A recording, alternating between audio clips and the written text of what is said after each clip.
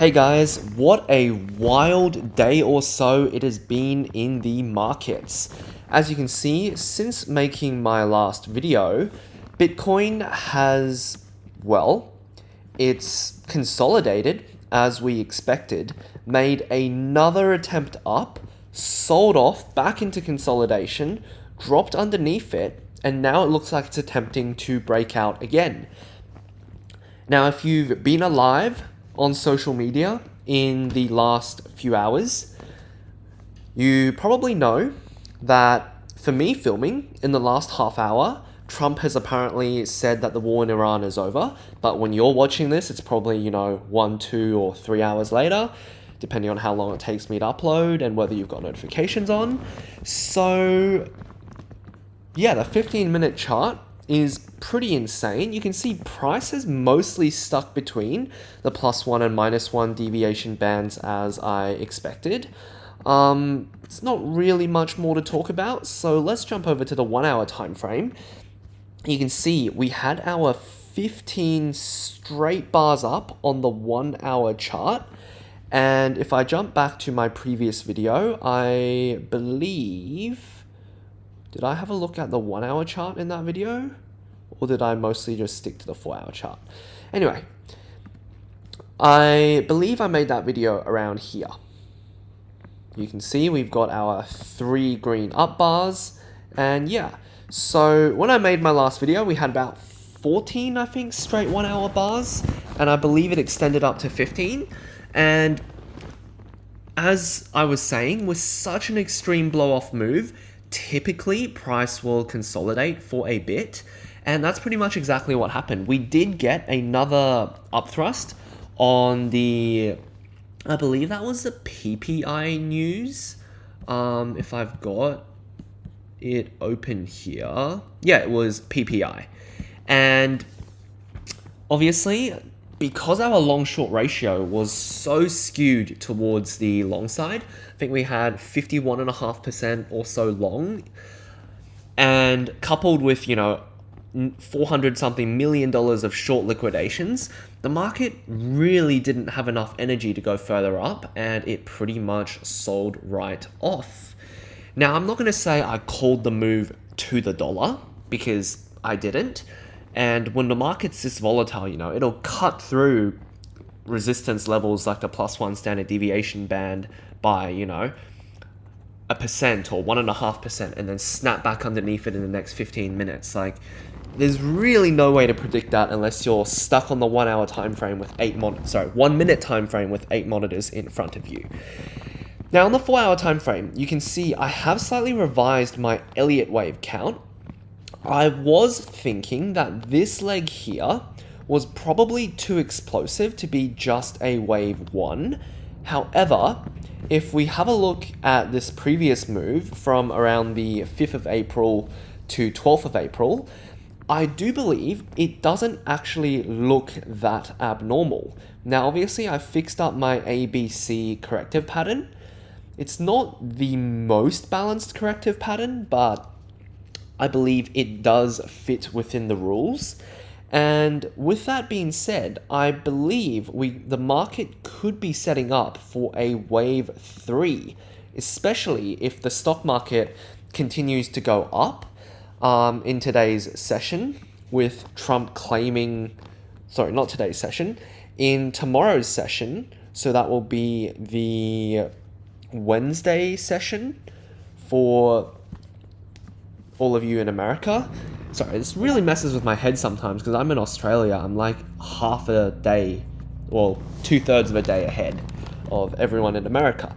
But anyway, I believe we could set up something like this, where if this 4 hour swing manages to get back above 76,200 or so, if we, ideally, I want to see some continuation to at least 77K or higher, to give us a potential of another sideways wave 4, where this wave 1 looks like it was our steep sell-off. Our wave 4 could be our more, sideways chop, and that would set us up for a wave 5, which could potentially take us up all the way to $81,000.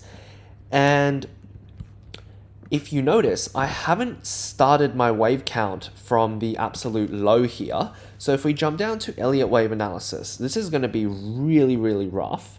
But you could argue if we ignore that wick, we saw a bit of a 1, 2, potentially a 1, 2, 1, 2 pattern throughout here, where this entire move through here from the, I guess, 27th of March to the 5th of April was our wave 1 up, I'll just draw this out for you, a wave 1 up, a wave 2 down, where we're seeing potentially a wave 3 up, where we've seen a wave 3 up to that 11th of April top. We saw our wave 4 down, and we're in the process of forming another 5th leg up, and this would be our 1, 2, 3, 4, 5 pattern before I believe the market will continue to resume downwards. Now, I do have a lot of analysis supporting that theory on the higher term time frames. So without further ado, let's jump over to the daily time frame. Now, that yesterday's bar, I do not like. Firstly, it's a double top with this 17th of March peak, and double tops since the bear market began have historically been quite bearish. You can see here 13th October versus 27th October, we had a double top and obviously dropped back into the range, broke underneath it, and the rest is history. We had a very similar pattern here on the 23rd of January versus the 28th of January. We had a double top underneath the range this time, and then price sold off. And if we manage to get something like this, obviously because we're at range highs rather than range lows like here in January, I do think there's a bit more wiggle room, and potentially, provided if we can hold these two daily swing bottoms around 70,500, we could potentially see some more consolidation. But obviously what we don't want to see is in the next few days, this Trump claiming the war in Iran news, that Trump saying the war in Iran is over and whatever is fake news, or he backtracks or whatever, like he usually likes to do. What I don't want to see is 3 red days, 3 days down, even from not an all-time high, is a pretty bearish signal and suggests lower prices will be incoming. At least we'll see one more swing down. So a double top at range highs is not the end of the world in itself, but it does suggest we'll potentially be breaking back underneath the range. Sorry, not underneath, into the range. And my warning signs is obviously going to be the daily swing turning down. So if today's price action goes underneath $73,700, I would be on red alert for a retest of this trend line at around 73,000 or just below it, about 72.8 if we get there today. And below that, obviously, we've got this 70,700 point of control and these 2 daily swing bottoms. And of course, the 50-day TMA at $69,700. So for now, the daily swing is still up. Even if today ends up being a bit of an inside day and we see continuation in the next few days, which, if I've talked about previously through this middle of March period, after you get a big move up, even if it has a weak close, provided price manages to hold reasonably well, I'd say anywhere from about 72.7 up to $76,000, we can consolidate in that range and start breaking above $76,100 again, then I do think we'll potentially see at least 1 or 2 more days up and potentially get this wave into this wave 3 top. Maybe we can get a wave 4 correction and a wave 5 push to the top of that trend line. Now, whether that would be a fourth time breakout, I will let you decide. But based on my weekly analysis, which I haven't gotten to yet, I think if we do manage to push to $81,000, even if it ends up being a fourth time breakout, maybe we see 83, 85K, I do believe it will probably be a swing failure pattern that resolves to the downside. Now, why do I think that? Coming over to the weekly time frame, I am going to show you something very interesting. Now, we're breaking above this weekly downtrend, which Jason has shown over on his YouTube videos. But before I talk anymore, let's come over to the 2022 cycle and see what happens when we broke above that weekly downtrend line. Now, one thing to note is the weekly BX trender was light green for multiple successive weeks. We had 1, 2, 3, 4, 5. And we did see another leg higher in the 6th week. But look what happened after that. That sell-off pretty much retested the trend line from the overside. Didn't quite manage to hit the -1 standard deviation. And that was pretty much your cycle low at that time. So in terms of week counts, if we're this week here, 5 weeks up on the weekly BX trender, you can argue that until the breakout, there's potentially still, 3 months or so before we actually start to see a breakout. And, if we do get our 1, 2, 3, 4, 5, if we do get a 6th week, and this week manages to extend to, $81,000 or so, then I do believe the following few weeks could sell off and retest this trend line from the overside. Now, we do know that price action has sold off more aggressively this cycle in terms of time, where we are in terms of time. Price has ran faster than time is what I've been trying to say. So potentially we don't see this single week flush out like we got on the 7th of November. And Jason has suggested in his YouTube video that maybe we get, I'm not going to draw in yellow because you literally cannot see that because my chart is in light mode. Actually, I'll just change the color afterwards. Potentially we get a slower grinding sell-off that ends up taking 3 months rather than a single week. Now I just changed that to black so you can see it. And, maybe this -1 standard deviation band comes in like this. We don't quite hit it based on last cycle and we start to take off again. And we assume that, this fair value band extends downwards, something like that. We get our break above and retest, maybe in September, October, which is also that time frame that Jason has been talking about on his channel. And another thing to note for all those people that are screaming alt season over on X, everyone's getting really horny that Ethereum has broken above $2,400, spent about 1 hour on top of that price. If I just scroll back to last cycle, I am already here. You can see on this push up, after we broke out of the downtrend, we didn't quite manage to get to that fair value band. So wherever that fair value band is, I do believe will fall just short. And based on my absolutely non-mathematical extended drawing, that fair value band, next week is at 84.6, then I do think a top around 81, 82K, based off of this Elliott wave analysis that I've drawn up here, is probably pretty likely, especially because I did a little back testing over the years, and when price hits that +2 standard deviation band on the 4-hour time frame, it usually marks quite a significant top.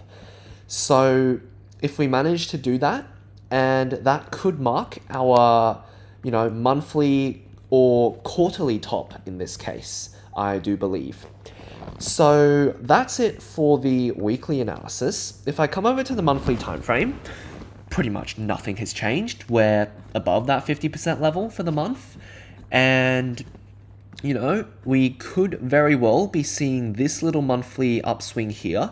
You know, typically in a bear market, we see, you know, 1, 2, 3 monthly upswings. And as Jason has been talking about in his latest YouTube video, which I absolutely recommend you go watch. It is amazing. Bitcoin bear markets typically see 3 monthly upswings before we see the cycle low, and we are in the second one. So, and typically these monthly swings do not get to the low of the previous monthly swing, which in this case is sitting up at $80,400. So maybe this time is different. You know, history doesn't have to repeat exactly, it just has to rhyme. Maybe we breach that low and we hit 81K. Or maybe, you know, we fall just short at 79K after everyone has been super excited to call for 80, 82K targets and the market trolls them. Who knows? But I do believe, well, if history is to rhyme, we would see another monthly upswing before the cycle low. So if I remove this, potentially, you know, how would I draw this? Potentially, you know, if price manages to petter out, we grind just above that trend line, we put in our monthly upswing, and then we come down and make a slightly lower low. Obviously, that is getting 2, 3, 4 steps ahead of the market, but I'm just saying this so, you know, you watching this video know what to prepare for, because having an expectation in mind is better than just blindly walking into the market, I would personally say. But on the USDT dominance, you can see the THT combined signal system is still long, and it is long on the daily, it is long on the weekly. And you can see on this weekly time frame, these are all our stats. It's pretty much a 1.2 to 1 RVR with a 56% success rate. But typically, look at this. Typically, when you re-enter, so at 7.95, you will pull back 15% before eventually walking out with a 17% profit. So if I draw a price range at 7.95 was our re-entry, if we pull back, you know, 16%, if I can draw here, that is pretty much 6.67% or so. So that is still a 1.3% move down for USDT dominance, which gives Bitcoin and crypto quite a bit of breathing room. So, you know, maybe another 10% leg up on Bitcoins, maybe 20, 25, 30% up on altcoins is absolutely possible. But after that, you know, we're expecting to walk away from this trade around here with a USDT dominance at around 9.3%. And that would just take out this weekly top there. And if we have a look back at last cycle, what did we see here? You can see, yeah, so you can see after the second re-entry, it appears that we didn't actually manage to take out that first weekly top. This chart's actually getting really, really messy, so I may come back to it in a later video. Potentially, we're somewhere here, or we might be here, who knows. I've got too much on this chart, and ignore that last 20 seconds of me just being in confusion. But I do think something like this is going to play out. And obviously, you can see this last take profit was 31%. So that 17% is just an average. So potentially, you know, this runs 40% and it ends up being similar to this move here, where we had our push above the +1 weekly deviation, pulled back, then we had an even bigger push up, pulled back again, and then obviously we make a double top, slightly lower high, and that's your cycle low for Bitcoin. But if we're not trading USDT dominance, I don't know if there's a contract or something where you can trade this, but if there is, I haven't seen it. I am just using the THT combined signal systems on this, because the THT combined signal systems will only trade when the monthly BX trender is making higher lows or green. And obviously on Bitcoin, it is red. So if I put on the THT combined signal systems, there's going to be no trading, no signals since pretty much October of 2025. So instead, I'm basically using the USDT dominance as an inverse chart to what I think crypto will be doing. And, I expect a move down on USDT dominance, and I'm expecting a move up in crypto. Then I expect it to reverse, the USDT dominance to shoot back up, which will obviously line up with a capitulation in terms of crypto. Now, if we have a look at the US dollar index, we can see that it has broken underneath daily support, and it is at weekly support. The monthly BX trender overlay is still green, so I do believe for as long as it is green, we should expect prices to either continue to chop sideways or even test these +1 standard deviation bands. Now, obviously, US dollar typically moves inverse to crypto and other risk-on assets. So I do believe that since the daily trend is down, maybe we get a sell-off into a slightly higher low, maybe 96.8, maybe 96.5.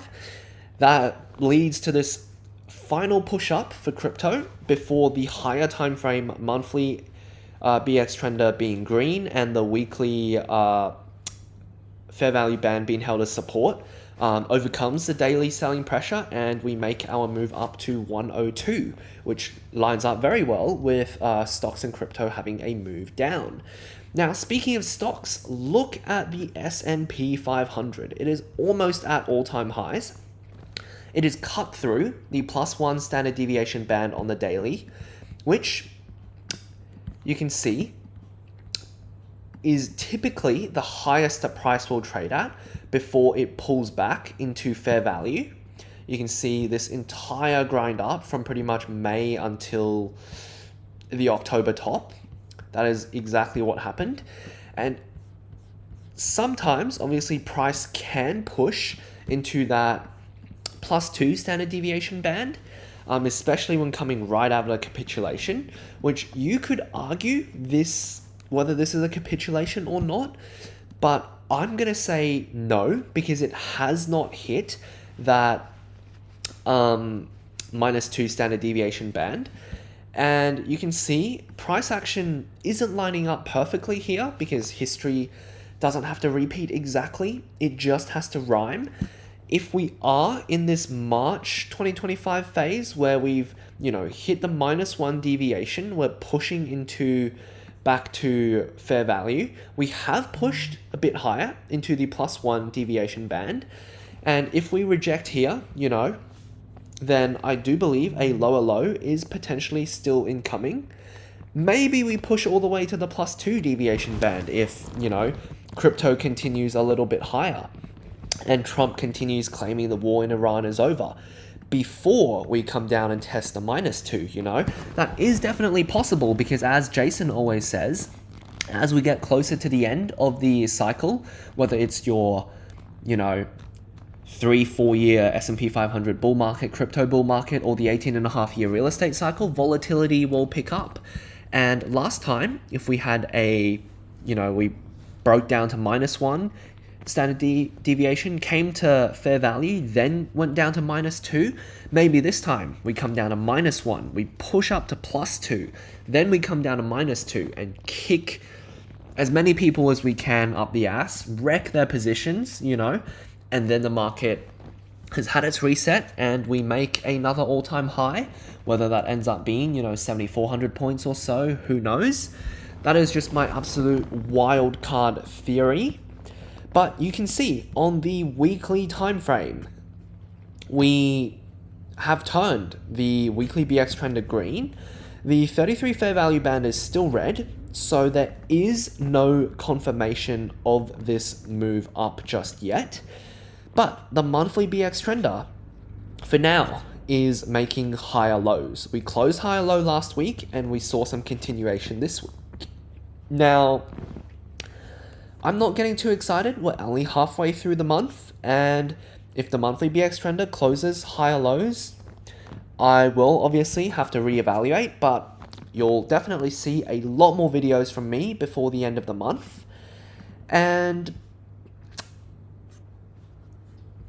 let's head over to Bitcoin market data. I know this video is getting ridiculously long, but bear with me. We're still in extreme fear. Not much has changed there. Obviously, price has moved up, so the fear and greed reading has moved up a bit. FOMO Finder is still in panic, and the funding rate is absolutely ridiculous to the short side. And you can see the long-short ratio has balanced back out. We've seen a bit of long liquidations as well, so that is nice because we've seen some pretty excessive short liquidations. But as you can see, back through here on the 7th of April, if we do get that 1 to 2K correction on Bitcoin, which we've already seen in the last stock market session, the Tuesday session, price can make another high after we wreck, about 200 million, 160, 150 million of longs. So potentially that is what is happening. And if I head over to the liquidation map,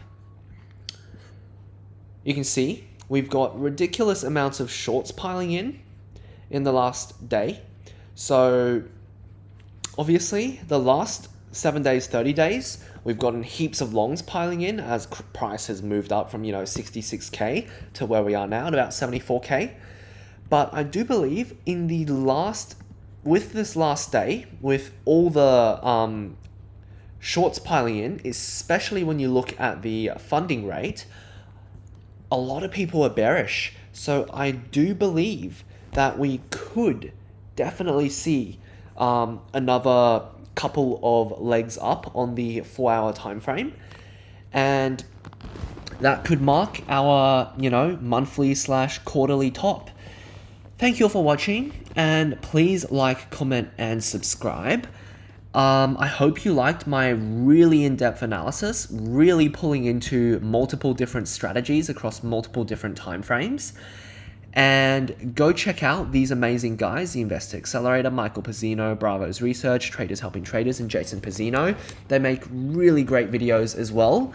And please like, comment, and subscribe. Goodbye.